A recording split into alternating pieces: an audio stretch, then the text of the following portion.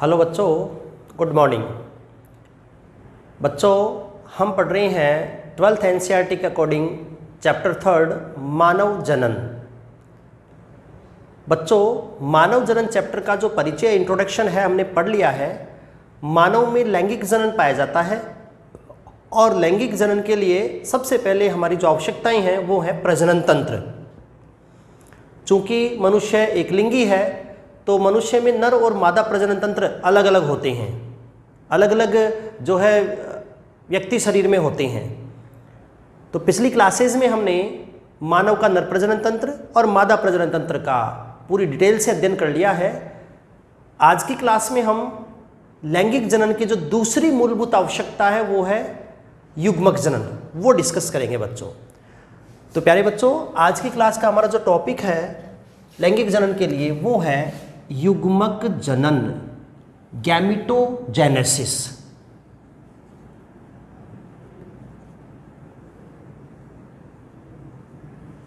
युग्मक जनन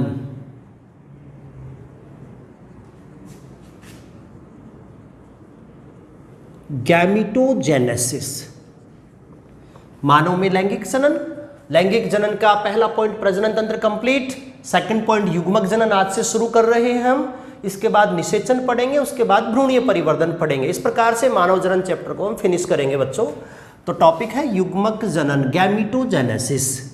बच्चों, क्या होता है युग्मक जनन?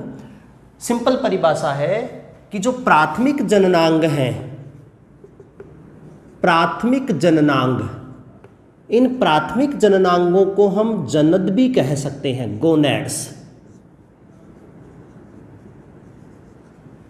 प्राथमिक जननांगों को हम क्या नाम दे सकते हैं? जनद, गोनैड्स। तो बच्चों, प्राथमिक जननांगों या जनदों की जो जनन उपकला कोशिकाएं हैं वो लैंगिक परिपक्वन के बाद अर्धसूत्री विभाजन करती हैं और अर्धसूत्री विभाजन करके अगुणित कोशिकाएं बनाती है जिनको युग्मक कहेंगे। और इस प्रकार युग्मक निर्माण की प्रक्रिया कहलाती है बच्चों युग्मक जनन। तो प्रोसेस क्या हुआ?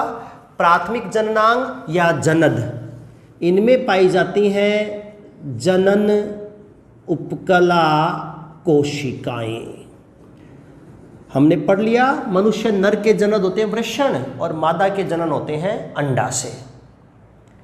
तो वृषण और अंडाशय की जनन उपकला कोशिकाएं किशोरावस्था आने के बाद क्या करती हैं बच्चों? ये करती हैं अर्धसूत्री विभाजन, और अर्धसूत्री विभाजन के फलस्वरूप ये जो अगुणित कोशिकाएं बनाती हैं उन अगुणित कोशिकाओं का नाम है युग्मक। यहां पर मैंने लिखा एन, एन का मतलब होता है बच्चों अगुणित, आधे गुणसूत्रों वाली कोशिकाएं। तो ये जो इस प्रोसेस से अंडाशय और वृषण की उपकला कोशिकाओं में इस प्रोसेस से जो कोशिकाएं बनी हैं युग्मक, इनके निर्माण की प्रक्रिया को हम बच्चों बोलते हैं युग्मक जनन। तो जननांगों की जनन उपकला कोशिकाओं के अर्धसूत्री विभाजन से अगुणित कोशिकाओं युग्मकों के निर्माण की प्रक्रिया को क्या नाम देंगे बच्चों? युग्मक जनन। परिभाषा क्लियर है? आगे चलते हैं बच्चों। युग्मक जनन के लिए सबसे पहले हम इसकी बात करें आवश्यकता की, तो युग्मक जनन के लिए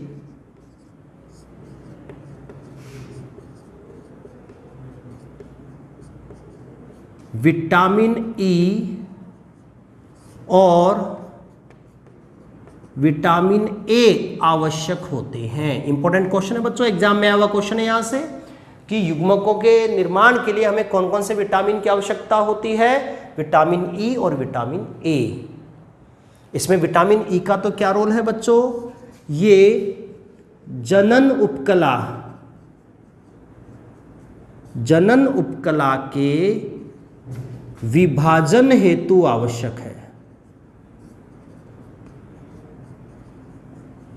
ये क्या होती है बच्चों? जनन उपकला के विभाजन करने के लिए जरूरी है। विटामिन ई पर्याप्त होगा तो ही जनन उपकला जो है वो प्रॉपर्ली विभाजन करेगी। इसका मतलब ये है कि अगर विटामिन ई की कमी हो जाती है, अगर किसी व्यक्ति में विटामिन ई की कमी हो जाती है तो उसकी जनन उपकला प्रॉपरली विभाजन नहीं कर पाती है, इस कारण से बंध्यता हो सकती है। बंध्यता, स्टरलिटी। तो विटामिन ई की कमी से क्या हो सकती है बच्चों? बंध्यता हो सकती है, स्टरलिटी हो सकती है। तो ये विटामिन ई का रोल है।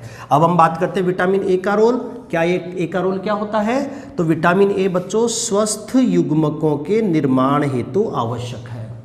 स्वस्थ युग्मकों, हेल्दी गैमीट्स के निर्माण हेतु आवश्यक होता है। तो युग्मक जनन प्राथमिक जननांगों की जनन उपकला कोशिकाओं के अर्धसूत्री विभाजन से बनी कोशिकाएं युग्मक हैं और निर्माण की प्रक्रिया युग्मक जनन है। युग्मक जनन के लिए विटामिन ई चाहिए, विटामिन ए चाहिए। विटामिन ई जनन उपकला के विभाजन हेतु आवश्यक है, इसलिए हम कह सकते हैं कि ई की कमी से बंध्यता हो सकती है। और विटामिन ए स्वस्थ युग्मकों के निर्माण हेतु आवश्यक होता है। तो ये विटामिन्स का रोल है, एग्जाम पॉइंट ऑफ व्यू से इंपॉर्टेंट है। आगे बात करेंगे बच्चों युग्मक जनन में कि मानव एकलिंगी है, नर और मादा अलग अलग होते हैं, तो प्राथमिक जननांग भी अलग अलग होते हैं, नर के वृषण और मादा के अंडा से। तो प्राथमिक जननांग अलग अलग हैं, तो युग्मक भी बच्चों अलग अलग ही होंगे। नर युग्मक जो वृषण में बनते हैं वो शुक्राणु होंगे और मादा युग्मक जो अंडाशय में बनते हैं वो अंडाणु होंगे। तो इस प्रकार हम कह सकते हैं बच्चों युग्मक जनन में दो इसके टाइप कह सकते हैं, या युग्मकों के आधार पर युग्मक जनन दो प्रकार का होगा, जिसमें एक होता है बच्चों शुक्र जनन, स्पर्मेटोजेनेसिस, और दूसरा होगा अंड जनन, oogenesis। एक तो होता है शुक्र जनन स्पर्मेटोजेनेसिस और दूसरा होता है अंड जनन oogenesis। इस प्रकार से बच्चों युग्मक जनन का ये परिचय है। हम सबसे पहले टॉपिक शुरू करते हैं मानव में शुक्र जनन।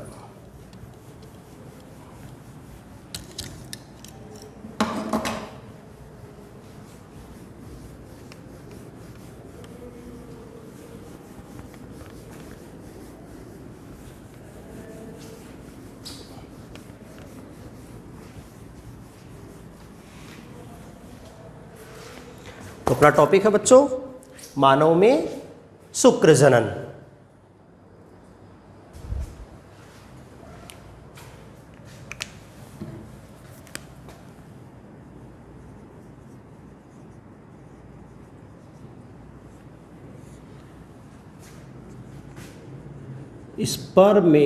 स्पर्मेटोजेनेसिस, शुक्र जनन। बच्चों शुक्र जनन की जो परिभाषा है वो युग्मक जनन से ही निकल कर आती है। जैसे युग्मक जनन में हमने कहा कि प्राथमिक जननांगों की जनन उपकला कोशिकाएं करेंगी अर्धसूत्री विभाजन और इसके फलस्वरूप जो अगुणित कोशिकाएं बनती हैं वो है युग्मक। ये हमने युग्मक जनन की परिभाषा लिखी।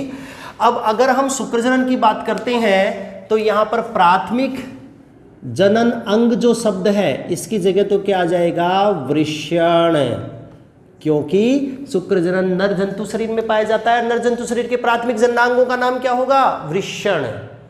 तो वृषण में होंगी वही जनन उपकला कोशिकाएं और वही जनन उपकला कोशिकाएं करेंगी अर्धसूत्री विभाजन और इसके फलस्वरूप बनेंगे नर युग्मक जिनका नाम होगा शुक्राणु। नर युग्मक का नाम क्या होगा? शुक्राणु। तो परिभाषा क्या होगी? वृषणों की जनन उपकला कोशिकाओं के अर्धसूत्री विभाजन द्वारा शुक्राणुओं के निर्माण की प्रक्रिया बच्चों कहलाएगी शुक्र जनन। तो अगर युग्मक जनन की परिभाषा में अच्छे से आती है तो यहीं से शुक्र जनन की परिभाषा भी हम याद रख सकते हैं कि वृषण के अंदर जो प्राथमिक जनन उपकला कोशिकाएं हैं, उन प्राथमिक जनन उपकला कोशिकाओं में अर्धसूत्री विभाजन होगा किशोरावस्था आने के बाद, और उस विभाजन से जो अगुणित कोशिकाएं शुक्राणु बनेंगी, उन्हीं के निर्माण की प्रक्रिया हो जाएगी शुक्र जनन। हमने पढ़ा पहले प्रजनन तंत्र में कि मानव में शुक्र जनन जो है वो किशोरा अवस्था से प्रारंभ होता है। मानव में जो शुक्र जनन है वो कब से प्रारंभ होता है बच्चों? किशोरावस्था से प्रारंभ होता है। और कब तक जारी रहता है ये शुक्र जनन? आजीवन जारी रहता है। मानव में जो शुक्र जनन है बच्चों वो कब शुरू हुआ? किशोरावस्था में शुरू होता है। और कब तक रहेगा? आजीवन। जब तक नर जंतु जीवित रहता है तब तक उसके वृषण में जो है शुक्र जनन होता रहेगा। और किशोरावस्था क्या होती है मानव नर के लिए? हम बात कर चुके हैं बच्चों, 14 से 16 वर्ष की आयु। इस आयु में शुक्र जनन शुरू होगा, जो कि आजीवन जो है निरंतर रहता है, कभी बंद नहीं होता है। आगे बात करते हैं बच्चों कि शुक्र जनन कहाँ होता है, शुक्र जनन का स्थल क्या है। इसका स्थल है वृषण की शुक्र जनन नलिकाएं। जो शुक्र जनन का स्थल है कि कहाँ होगा, तो वो कहाँ होता है बच्चों? वृषण की शुक्र जनन नलिकाएं, जो क्रियात्मक इकाई होती है, वहां पर यह शुक्र जनन या शुक्राणु का निर्माण होता है। एक और इंपॉर्टेंट पॉइंट यहां पर आपको याद रखना है कि वृषण में सर्टोली कोशिकाएं भी पाई जाती हैं। इस वृषण में सर्टोली कोशिकाएं भी पाई जाती हैं, जो कि नवजात शुक्र जनन नलिकाएं जो होती हैं वृषण की क्रियात्मक इकाई, उन नलिकाओं के बाहर सर्टोली कोशिकाएं होती हैं, जो कि परिवर्धित शुक्राणुओं,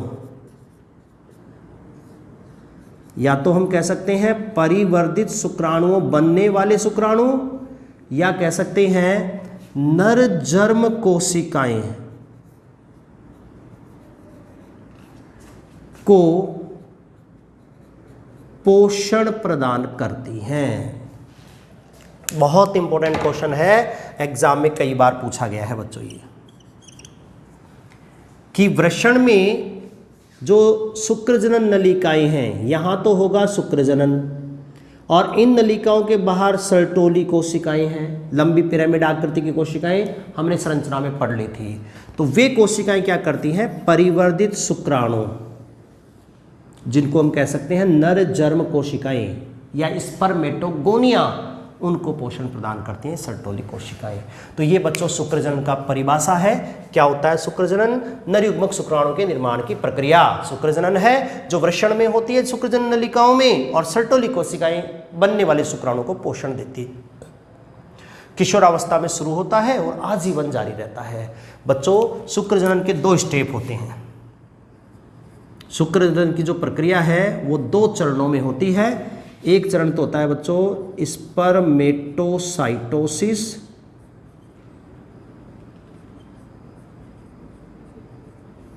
और दूसरा होता है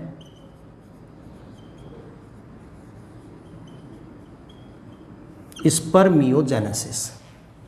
2 चरण होते हैं शुक्र जनन के, एक होता है स्पर्मेटोसाइटोसिस और एक होता है स्पर्मियोजेनेसिस। तो किस प्रकार इन 2 चरणों में शुक्राणु बनेगा, ये हमें 1 बाय 1 पढ़ना है बच्चों।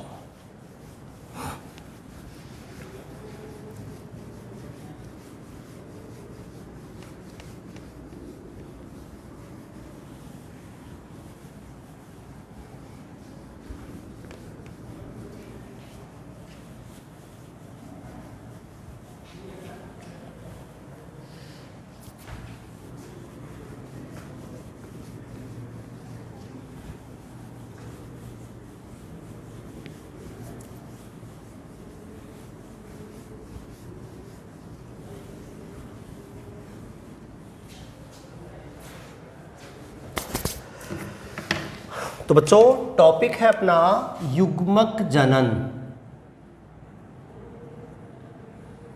युग्मक जनन, गैमीटोजेनेसिस।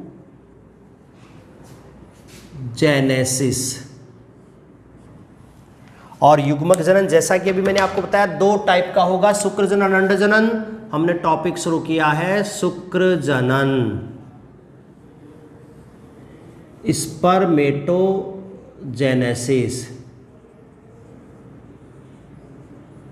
और स्पर्मेटोजेनेसिस के भी अभी मैंने आपको 2 स्टेप बता दिए हैं बच्चों। पहला स्टेप स्पर्मेटोसाइटोसिस और दूसरा स्टेप स्पर्मियोजेनेसिस। शुक्राणु का निर्माण 2 चरणों में होगा। पहला चरण हम पढ़ते हैं बच्चों, हिंदी में कहेंगे शुक्राणु पूर्वी का निर्माण।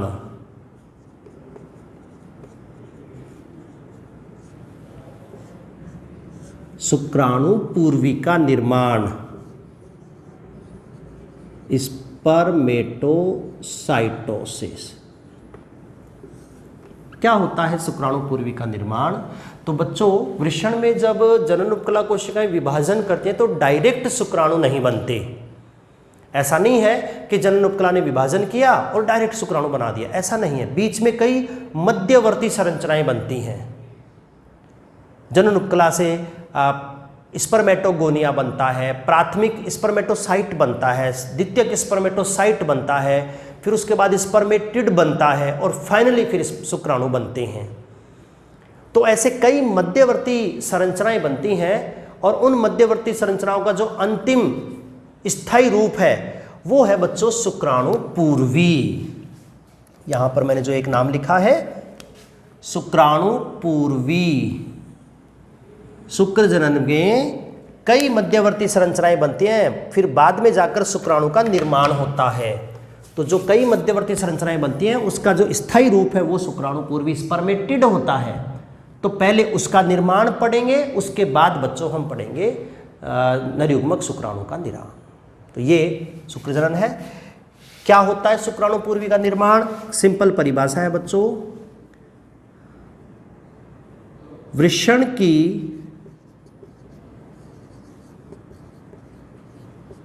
जनन उपकला कोशिकाओं से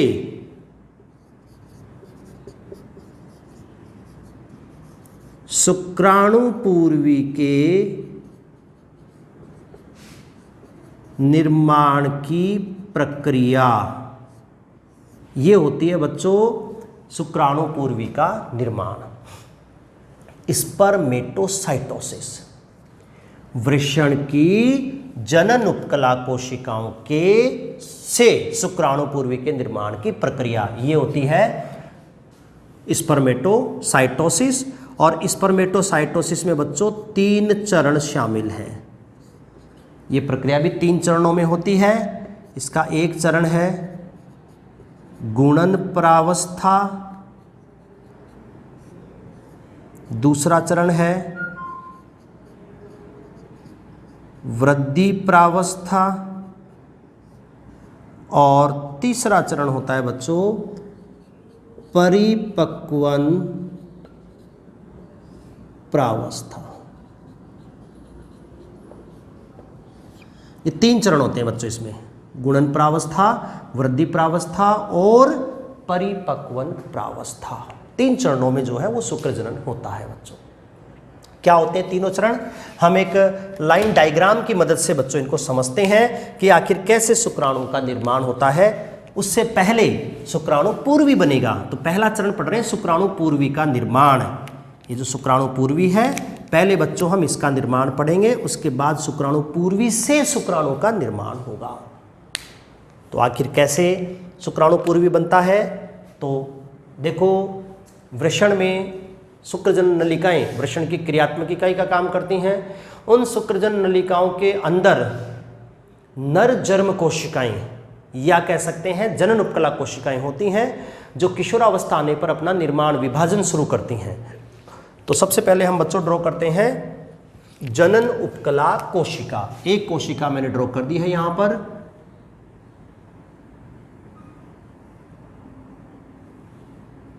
इसके केंद्र में मैंने 2n लिखा है, 2n का मतलब है द्विगुणित।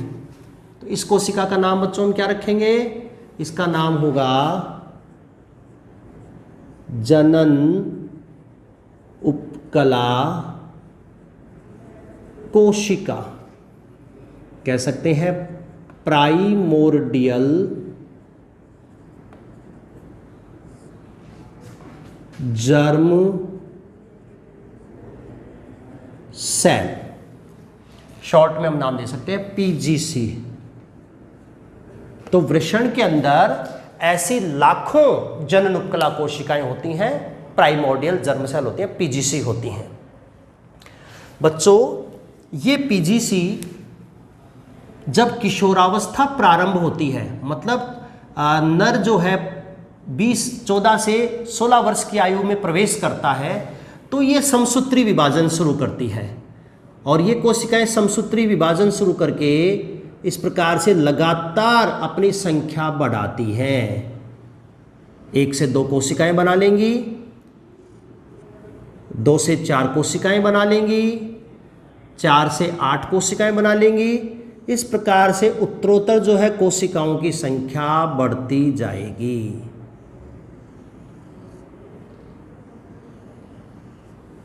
चूंकि समसूत्री विभाजन हो रहा है, तो ये सभी कोशिकाएं गुणसूत्रों की संख्या की दृष्टि से कैसी होती हैं? ये होती हैं बच्चों 2n, द्विगुणित। यहाँ 2n का मतलब द्विगुणित से है।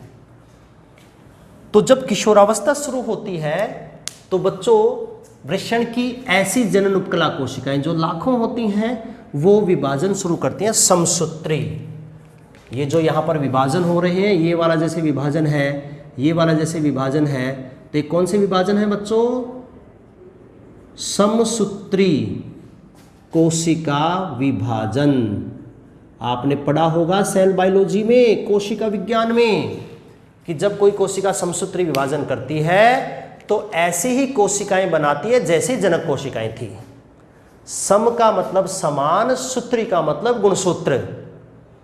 ऐसा कोशिका विभाजन जिसके द्वारा बनने वाली कोशिकाओं में गुणसूत्रों की संख्या अपनी जनक कोशिका के समान रहेगी, तो विभाजन क्या हो गया बच्चों? समसूत्री।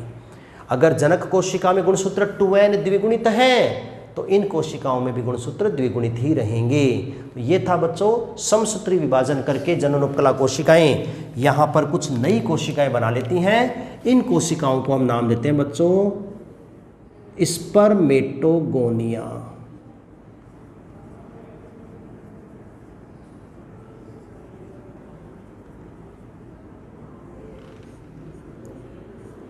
इन कोशिकाओं का नाम होता है बच्चों स्पर्मेटोगोनिया।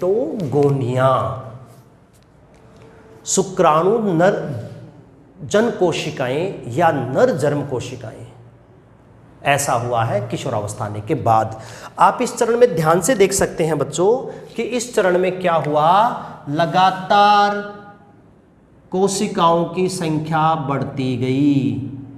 कोशिकाएं 1 से 2, 2 से 4, 4 से 8 होती गई। इस प्रकार इस चरण का जो नाम हम रखेंगे वो रखेंगे पहला गुणन प्रावस्था। ये पहली स्टेप है बच्चों शुक्र जनन की, वो है गुणन प्रावस्था। क्लियर है क्या बच्चों? समझ आ रहा है क्या सबको अच्छे से? हम बात कर रहे हैं टॉपिक शुक्र जनन की, और शुक्र जनन में पहला चरण शुक्राणु पूर्वी का निर्माण। और बच्चों शुक्राणु पूर्वी के निर्माण में होंगे ये 3 चरण। कौन कौन से होंगे? गुणन प्रावस्था, वृद्धि प्रावस्था और परिपक्वन प्रावस्था। तो गुणन प्रावस्था का क्या लक्षण रहा बच्चों?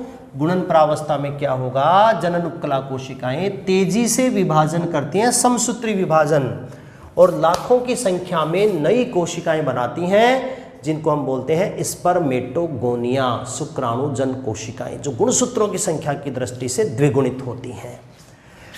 आगे चलते हैं बच्चों सेकंड स्टेप में, वो है वृद्धि प्रावस्था। वृद्धि प्रावस्था में क्या होगा? ये जितनी भी स्पर्मेटोगोनिया हैं ये क्या करती हैं बच्चों, ये भोजन ग्रहण करती हैं सर्टोली कोशिकाओं से। मैंने सिर्फ एक ही ड्रॉ करना है, बाकी सबके साथ ऐसा ही होगा, ये आपको मानना है। तो ये सारी कोशिकाएं सर्टोली कोशिकाओं से भोजन ग्रहण करके थोड़ा सा अपना आकार बढ़ाती हैं, बहुत थोड़ा आकार बढ़ाती हैं। अंड जनन में हम देखेंगे बच्चों आकार बहुत ज़्यादा बढ़ता है, जबकि शुक्र जनन में आकार जो है ना के बराबर थोड़ा बहुत बढ़ता है। तो ये जो स्पर्मेटोगोनिया है ये सर्टोली कोशिकाओं से भोजन ग्रहण करके अपना आकार बढ़ाती हैं। चूंकि बच्चों यहाँ पर आकार में वृद्धि हुई है कोशिकाओं के, इसीलिए इस स्टेप का नाम हमने रख दिया वृद्धि प्रावस्था। नंबर 2 वृद्धि प्रावस्था। तो शुक्राणु पूर्वी के निर्माण का दूसरा स्टेप क्या है बच्चों, वृद्धि प्रावस्था, जिसमें कोशिका आकार बढ़ाती है। आकार बढ़ाने के बाद इस कोशिका को हम नाम देते हैं बच्चों primary spermatocyte. Primary spermatocyte, Hindi में हम कहेंगे प्राथमिक शुक्र कोशिका। प्राथमिक शुक्र कोशिका जो कि गुणसूत्रों की संख्या की दृष्टि से द्विगुणित होती है। तो ये बच्चों शुक्राणु पूर्वी के निर्माण का सेकंड स्टेप है, वो है वृद्धि प्रावस्था। इसके बाद तीसरा चरण आता है बच्चों परिपक्वन प्रावस्था। परिपक्वन प्रावस्था में ये कोशिकाएं परिपक्वन विभाजन करती हैं। परिपक्वन विभाजन क्या है, समसूत्री विभाजन। समसूत्री विभाजन को हम बोलते हैं परिपक्वन विभाजन। तो ये कोशिकाएं करती हैं सॉरी बच्चों अर्धसूत्री विभाजन। समसूत्री तो ये बच्चों ये होता है जिसमें कोशिकाओं में गुणसूत्रों की संख्या समान रहनी है। अब ये अर्धसूत्री करेगी बच्चों। ये कोशिकाएं जो है परिपक्वन विभाजन, अर्धसूत्री का नाम है बच्चों, समसूत्री का नहीं है, अर्धसूत्री। देखो शब्द पे आप ध्यान देंगे, अर्धसूत्री। यहां पर अर्ध शब्द का मतलब तो है बच्चों आधा, और सूत्री शब्द का मतलब है गुणसूत्र, क्रोमोसोम। ये कोई कोशिका है बच्चों, कोई भी एक कोशिका मान ली हमने, इसमें गुणसूत्रों की संख्या 40 मान ली हमने। 40 क्या है इसके गुणसूत्र। अगर ये कोशिका विभाजन करके ऐसी 2 कोशिकाएं बनाएगी कि उन दोनों कोशिकाओं में भी गुणसूत्र कितने रहेंगे, 40-40 ही रहेंगे। तो ये विभाजन आप खुद अंदाजा लगा सकते हो क्या हो जाएगा बच्चों, समसूत्री। ऐसा विभाजन जिसके द्वारा बनने वाली कोशिकाओं में गुणसूत्रों की संख्या जनक कोशिका के समान है, 40 से 40 गुणसूत्रों वाली कोशिकाएं। ये तो क्या हो गया, समसूत्री। अगर बच्चों इस कोशिका ने ऐसा विभाजन किया कि जो 2 कोशिकाएं बनी उन दोनों में गुणसूत्रों की संख्या रह गई 20-20, तो संख्या आधी रह गई बच्चों गुणसूत्रों की। तो ये विभाजन अब यहां पर क्या कहलाएगा, इस विभाजन का नाम होगा बच्चों अर्धसूत्री। अर्धसूत्री विभाजन क्यों होता है, कैसे होता है, वैसे तो ये हम सेल डिवीजन में पढ़ते हैं, पर क्यों हुआ इसका कारण हम यहां पर भी पढ़ेंगे, लैंगिक जनन में भी।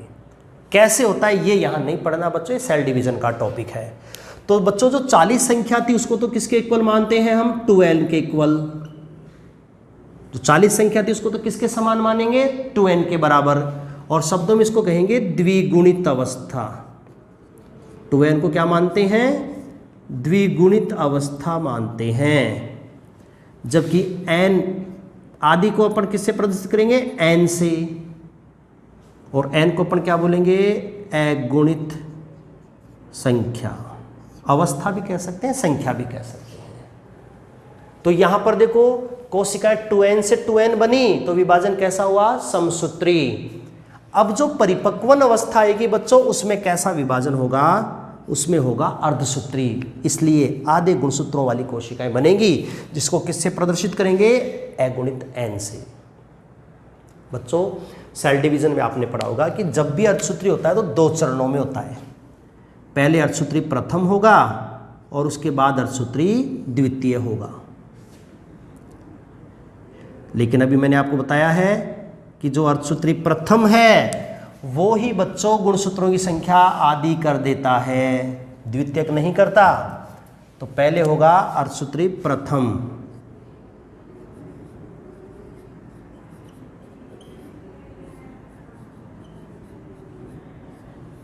Meiosis first. और जब अर्धसूत्री प्रथम विभाजन होगा तो यहां पर जो 2 कोशिकाएं बनेंगी, अब वो कोशिकाएं जो है वो आधे गुणसूत्रों वाली ही बनेंगी। ये दोनों की दोनों कैसी बनेंगी बच्चों? ये बनेंगी n, अगुणित। विभाजन कैसा हुआ है? अर्धसूत्री हुआ है बच्चों। अर्धसूत्री विभाजन होता है न्यूनकारी विभाजन। ये कैसा विभाजन होता है? ये होता है न्यूनकारी विभाजन, रिडक्शन डिवीजन होता है ये, जिसके फलस्वरूप ये जो 2 कोशिकाएं बन गई हैं, इनका नाम है बच्चों सेकेंडरी स्पर्मेटोसाइट। हिंदी में कहेंगे तो द्वितीयक शुक्र कोशिका। प्राइमरी स्पर्मेटोसाइट को हमने प्राथमिक शुक्र कोशिका कहा, तो सेकेंडरी स्पर्मेटोसाइट को हम कह देंगे द्वितीयक शुक्र कोशिका। बच्चों अर्धसूत्री सदैव 2 चरणों में होता है। अगर फर्स्ट हुआ है तो सेकंड भी होगा।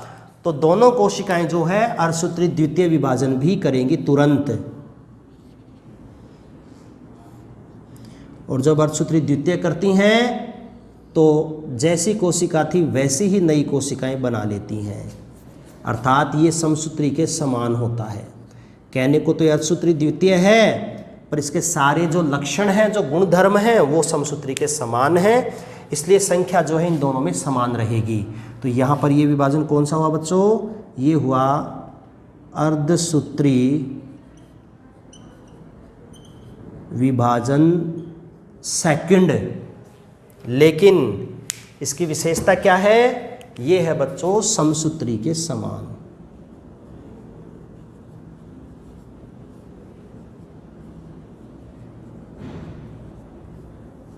ये कैसा होता है? ये होता है समसूत्री के समान। और इसके फलस्वरूप अब ये जो कोशिकाएं बन गई हैं बच्चों, चारों कोशिकाएं, 1 2 3 4 ये जो कोशिकाएं बन गई हैं, इन्हीं कोशिकाओं का नाम है बच्चों शुक्राणुपूर्वी।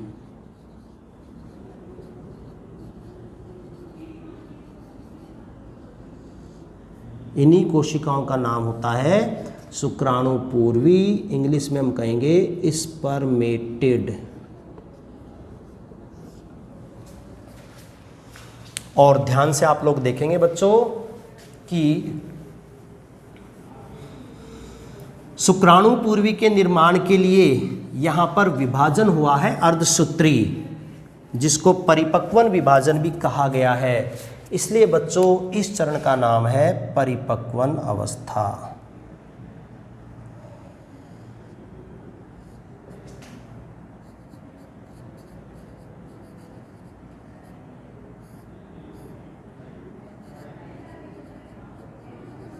ये चरण है परिपक्वन अवस्था नंबर 3। हम बात कर रहे हैं बच्चों मनुष्य में शुक्र जनन, स्पर्मेटोजेनेसिस। हमारा जो टॉपिक है बच्चों वो क्या है? शुक्र जनन, नर युग्मक शुक्राणुओं के निर्माण की प्रक्रिया जो वृषण में होती है, किशोरा अवस्था प्रारंभ होने के बाद होती है शुरू। और 2 चरण इसमें, पहला शुक्राणुपूर्वी का निर्माण जिसको स्पर्मेटोसाइटोसिस नाम हमने दिया था, और दूसरा चरण शुक्राणु कायांतरण, स्पर्मियोजेनेसिस। ये 2 चरण इसमें होते हैं बच्चों। अभी हम बात कर रहे हैं सिर्फ पहले स्टेप की, शुक्राणु पूर्वी का निर्माण, जिसको हम कहेंगे स्पर्मेटोसाइटोसिस।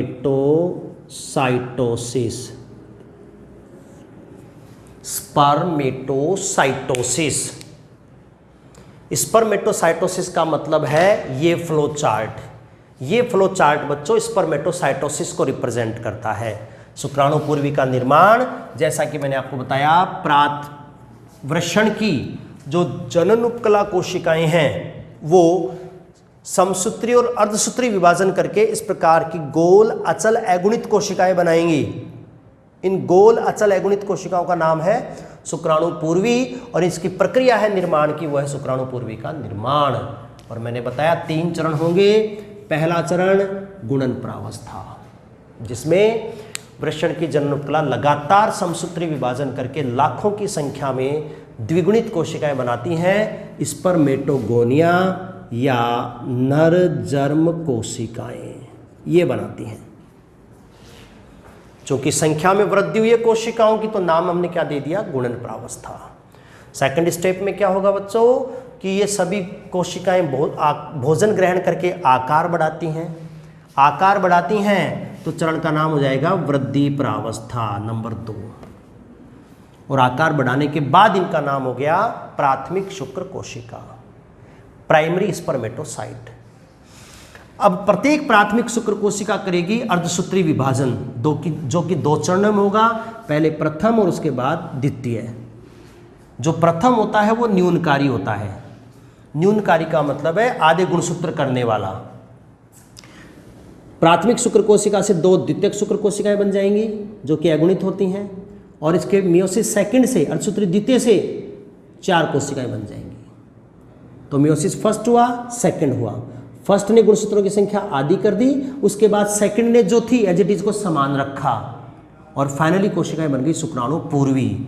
इस प्रावस्था का नाम है परिपक्वन प्रावस्था नंबर 3। तो इस प्रकार से बच्चों शुक्राणु पूर्वी के निर्माण में 3 चरण होते हैं, और 3 चरणों के बाद जनन उपकला कोशिकाओं से क्या बन जाते हैं, शुक्राणु पूर्वी, जो कि गोल अचल अगुणित कोशिका होती है। इसके निर्माण की प्रक्रिया शुक्राणु पूर्वी का निर्माण। 2 प्रकार के क्वेश्चन नीट में इस फ्लो चार्ट से पूछे जाते हैं। पहला क्वेश्चन कि इसमें कौन कौन सी संरचनाएं गुणसूत्रों की संख्या की दृष्टि से द्विगुणित होती हैं और कौन कौन सी कोशिकाएं अगुणित होती हैं, पहला क्वेश्चन। तो आप चित्र में साफ देख सकते हैं बच्चों कि जनन उपकला कोशिकाएं, मेल जर्म सेल, प्राइमरी शुक्र कोशिकाएं, यहां तक की कोशिकाएं तो सब कैसी हैं, द्विगुणित, 2n2n। और जो नीचे की सेल्स हैं कौन कौन सी, सेकेंडरी स्पर्मेटोसाइट और स्पर्मेटिड, ये दोनों होती हैं अगुणित। पहला क्वेश्चन गुणिता का क्वेश्चन जो नीट में पूछा गया है। दूसरा क्वेश्चन संख्या का है कि एक प्राथमिक शुक्र कोशिका से कितने शुक्राणु बनेंगे। तो बच्चों एक प्राथमिक शुक्र कोशिका से 4 शुक्राणु पूर्वी बनते हैं, और प्रत्येक शुक्राणु पूर्वी से बाद में शुक्राणु बनेगा। तो फाइनली हम कह सकते हैं कि 4 शुक्राणु ही बनेंगे। तो एक प्राथमिक शुक्र कोशिका से कितने शुक्राणु बनेंगे बच्चों, 4। जबकि एक द्वितीयक शुक्र कोशिका से केवल कितने बनेंगे, 2 बनेंगे। एक द्वितीयक से 2 और 2 द्वितीयक से टोटल 4। तो एक प्राथमिक शुक्र कोशिका से 4 शुक्राणु का निर्माण होगा, और शुक्राणु पूर्वी से शुक्राणु बनेगा तो वो सेकंड स्टेप है बच्चों, शुक्राणु कायांतरण। जो शुक्र जनन का हमने चरण पढ़ा था, शुक्राणु पूर्वी का निर्माण, शुक्राणु कायांतरण। तो पूर्वी का निर्माण तो डिटेल पढ़ लिया हमने। कायांतरण में क्या होता है बच्चों कि जो पहले से शुक्राणु पूर्वी बन गए हैं, जो पहले से शुक्राणु पूर्वी बन गए हैं वो किस में बदल जाएंगे, वो बदल जाएंगे शुक्राणु में। इसी चरण का नाम है शुक्राणु कायांतरण, जो शुक्र जनन का सेकंड स्टेप है। तो जितने भी शुक्राणु पूर्वी यहाँ पर बने हैं, ये सब शुक्राणु पूर्वी इस चरण के द्वारा किस में कन्वर्ट हो जाएंगे, शुक्राणु में। तो इस प्रकार बच्चों शुक्र जनन के 2 चरण कंप्लीट होंगे। पहला शुक्राणु पूर्वी का निर्माण हुआ, कैसे, जनन उपकला कोशिकाओं से इस प्रक्रिया द्वारा, और सेकंड शुक्राणु पूर्वी से बनेगा शुक्राणु। तो ये था बच्चों मानव में शुक्र जनन का एक चरण। मैं उम्मीद करता हूं कि आपको अच्छे से समझ आ गया होगा कि मानव में शुक्रजनन कैसे होता है। शुक्रजनन समझने के लिए पहले आपको वृषण की संरचना डिटेल से आनी चाहिए, जो हमने नर प्रजनन तंत्र में विस्तृत रूप से पढ़ ली थी। वृषण की संरचना जब टीएस आप देखते हैं तो वहाँ सेमिनिफेरस ट्यूब्यूल्स होती हैं, ट्यूब्यूल्स के अंदर जननोपकला कोशिकाएं होती हैं, और उन जननोपकला कोशिकाओं से इस प्रकार से पहले शुक्राणु पूर्वी बनता है और उसके बाद शुक्राणु बनता है। तो ये था बच्चों मानव में शुक्रजनन का एक चरण। जो दूसरा चरण है शुक्रजनन का, वो हम बच्चों अगली क्लास में पढ़ेंगे। धन्यवाद बच्चों, समझेंगे ध्यान से और पढ़ेंगे। ओके बच्चों।